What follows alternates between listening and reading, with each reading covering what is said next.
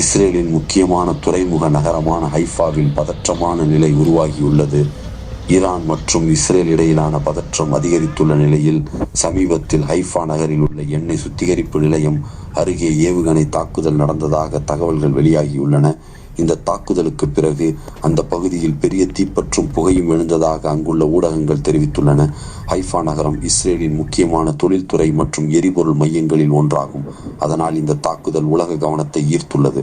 அவசர சேவை அணிகள் உடனடியாக சம்பவ இடத்திற்கு சென்று தீயை கட்டுப்படுத்த முயற்சி செய்தன. முதற்கட்ட தகவல்களின்படி பெரிய அளவில் உயிரிழப்பு எதுவும் ஏற்படவில்லை என்று கூறப்படுகிறது. ஆனால் இந்த தாக்குதல் மத்திய கிழக்கு பகுதியில் நிலவும் பதற்றத்தை மேலும் அதிகரித்துள்ளது. இந்த சம்பவம் போர் தற்போது புதிய கட்டத்திற்கு மாறிக்கொண்டிருக்கிறது என்பதற்கான ஒரு அறிகுறியாக பார்க்கப்படுகிறது.